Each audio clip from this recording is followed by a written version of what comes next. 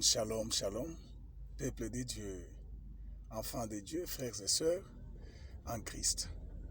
Nous sommes très contents ce matin de partager avec vous cette petite portion de la parole de Dieu, tirée de l'épître de Paul aux Colossiens, chapitre 3, verset 16, qui dit ceci: que la parole de Christ habite parmi vous abondamment. 2. Instruisez-vous. 3. Exhortez-vous les uns les autres en toute sagesse. Je reprends.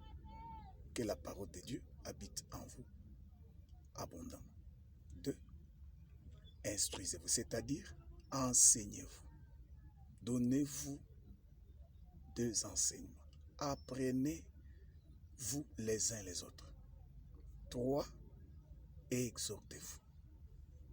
Que la parole de Dieu puisse habiter en nous abondamment par l'instruction que nous recevons de cette parole et par l'exhortation. Après avoir reçu l'instruction de la parole de Dieu, nous commençons maintenant à nous exhorter afin de pouvoir pratiquer ce que nous avons reçu comme instruction. Alors comment, toujours dans cette portion d'écriture, instruisez-vous, exhortez-vous les uns les autres par des psaumes, par des hymnes, par des cantiques spirituels. Psaumes, hymnes, cantiques spirituels.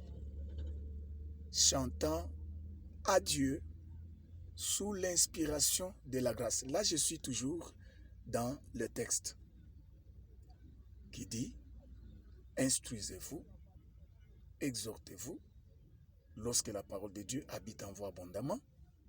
Comment? Par des psaumes, par des hymnes, par des cantiques spirituels et en chantant à Dieu sous l'inspiration. Sous l'inspiration. Lorsque nous chantons à Dieu, nous devons le faire sous l'inspiration. Ces cantiques, ces psaumes, ces hymnes, lorsque nous les chantons, cherchons l'inspiration. Que Dieu vous bénisse. Alors, je vais terminer cette petite exhortation, ce petit rappel de la parole de Dieu avec un cantique. Je vais chanter ce cantique dans une des langues ou deux des langues